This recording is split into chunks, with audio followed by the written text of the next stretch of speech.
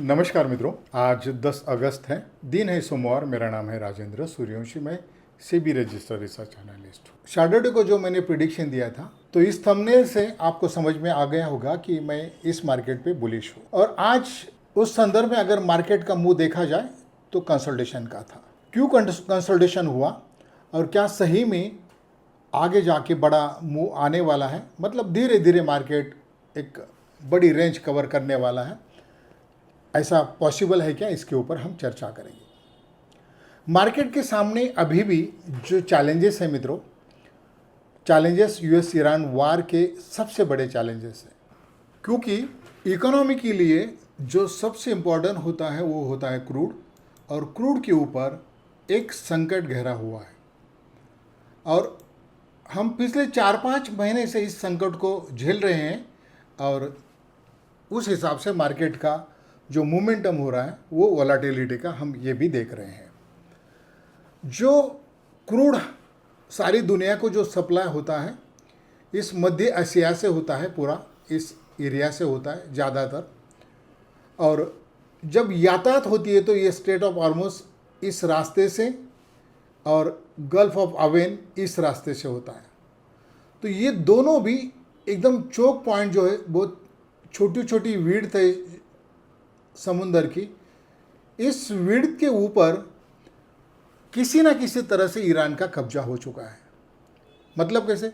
Iran तो यहाँ है, मगर यहाँ से ईरान स्ट्रेट ऑफ हॉर्मुज को भी कंट्रोल करता है, और ईरान के थ्रू यमन में जो हुतीज बैठे हुए हैं इस एरिया में, तो ये हुतीज इसको कंट्रोल करते हैं। तो निष्कर्ष ये निकलता है मित्रों कि किसी हालत में क्रूड की यातायात सुविधाजनक नहीं है, और इस वजह से क्रूड अब अभी भी 80 प्लस है, 84, 88 अभी ऐसा चल रहा है, मगर अभी फ़िलहाल तो 80 प्लस है। और ये नीचे तब तक नहीं आ सकता कि जब तक ये मामला सुलझ जाए।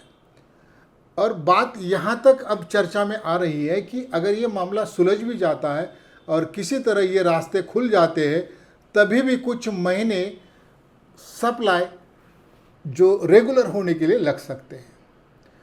तो इसका अंदाज़ा ये आता है, इसका अर्थ ये निकलता है कि आगे जाके कुछ समय के लिए ये प्रॉब्लम हमारे ऊपर हैंगओवर रहेगा, इन्फ्लेशन बढ़ेगा और लिक्विडिटी टाइट की जाएंगी। और अगले कुछ जो अगले कुछ सेंट्रल बैंक के जो मीटिंग्स हो गए, जो मूव हो गए, वो रेट टाइटनिंग की तरफ हो सकते हैं। और रेट टाइटनिंग, क्रूड का मामला, इस वजह से मार्केट में थोड़ी सी कंसोलिडेशन है। इतना डर होने के बावजूद भी, क्रूड इतना महंगा होने के बावजूद भी मार्केट बहुत अच्छे बढ़े हैं।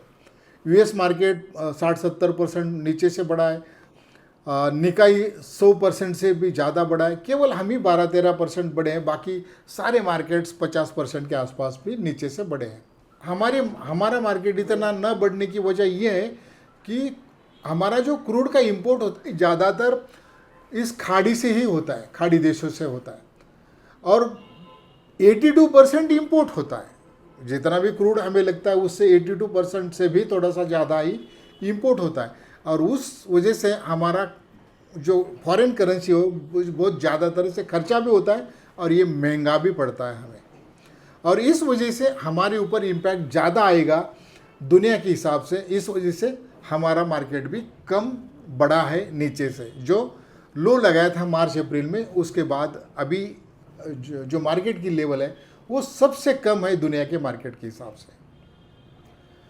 तो राहत की कोई खबर नहीं है अगर देखा जाए, मगर टेक्निकल चार्ट्स मैं आपको दिखा देता हूँ। टेक्निकल चार्ट्स बुरे नहीं है मित्रों, चाहे निफ्टी हो चाहे बैंक निफ्टी हो। ये बैंक निफ्टी का चार्ट है, डे चार्ट है, और देखिए अभी भी 10-20 एक्सपोनेंशियल मूविंग एवरेज के ऊपर, सुपर ट्रेंड के ऊपर, ये सुपर ट्रेंड है, 200 डेज है, सारे मूविंग एवरेजेस के ऊपर मार्केट अभी बंद है। निफ्टी इससे ज़्यादा बेहतर पोजीशन में दिखाई देता है। अगर डे चार्ट्स देखा जाए तो निफ्टी बहुत ज़्यादा बेहतर पोजीशन में दिखाई देता है। देखिए कि अब इंक्लाइन जो 9 EMA है, 9 EMA के ऊपर यानी टच करके मार्केट निकला है, तो मुझे लगता है प्रोबेबली मार्केट गैप अप कल होगा। अब जो लेवल्स मैंने दिए सैटरडे के प्रिडिक्शन में वो ज़रूर देखना। तो 25,200 का ये जो लेवल है ये बहुत इम्पोर्टेंट है, जो आगे जाके एक क्रूशियल मूव लाने के लिए इसके पार मार्केट को होना चाहिए। यहाँ तक मार्केट धीरे धीरे जाएगा, कंसोलिडेशन में जाएगा, मगर धीरे धीरे ये 25,200 तक मार्केट जाएगा। जैसे ये पार हो जाएगा फिर मार्केट की गति भी बढ़ जाएगी। अब मार्केट का बढ़ना अब क्रूड के ऊपर पूरा डिपेंड है। क्रूड सस्ता होना बहुत ज़रूरी है, और क्रूड कब सस्ता होगा इसके बारे में कोई किसी को भी खबर नहीं है। हाँ, एक बात है, यूएस में आने वाले नवंबर में इलेक्शन होने जा रहे हैं। इलेक्शन कौन से? हमारे यहाँ का जो राज्यपाल होता है वो चुन के नहीं आता, सेंट्रल उसको अपॉइंट करती है, मगर वहाँ राज्यपाल यानी गवर्नर चुन के आता है।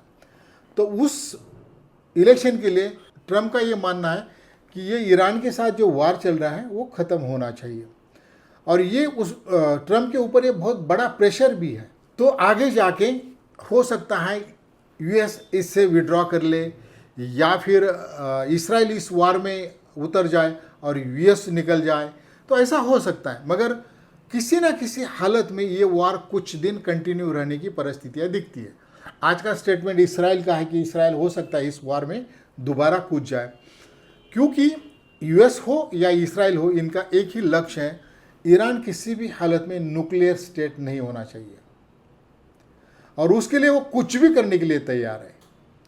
तो वार जल्दी ख़त्म नहीं होगा, फिर भी धीरे धीरे मार्केट ऊपर जाने की तैयारी कर रहा है। इतना ही है, स्पीड कम होगा मगर मार्केट नीचे गिरना नहीं चाहता और धीरे धीरे ऊपर ही जाना चाहता है। तो आज के लिए इतना ही मित्रों। जाते जाते आपको बता देता हूँ कि अगर आप ठीक से ट्रेडिंग नहीं करते तो मेरी सर्विस आप ज्वाइन कर सकते हैं। नीचे लिंक है, सर्विस की भी लिंक है। कोर्स जो चल रहा है आज से शुरू होने जा रहा है उसकी भी नीचे लिंक है। और सबसे खास ऑप्शन राइटिंग की स्ट्रैटेजी मेरे पास जो है वो हो सकता है किसी के पास ना हो, तो उसके लिए अगर आपको पूछताछ करनी है तो नीचे जो नंबर दिए हैं उसके ऊपर पूछताछ कर सकते हैं। आज के लिए इतना ही। Thank you. जय हिंद।